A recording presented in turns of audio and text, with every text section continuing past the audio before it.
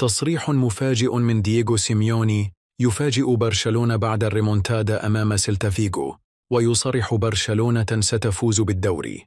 شاهد ماذا قال.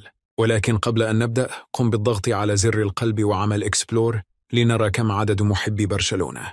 صرح دييغو سيميوني بعد ريمونتادا برشلونة على سيلتا فيغو، وقال ما فعله برشلونة اليوم أمام سيلتا فيغو يؤكد أنهم يسيرون بخطى ثابتة نحو اللقب.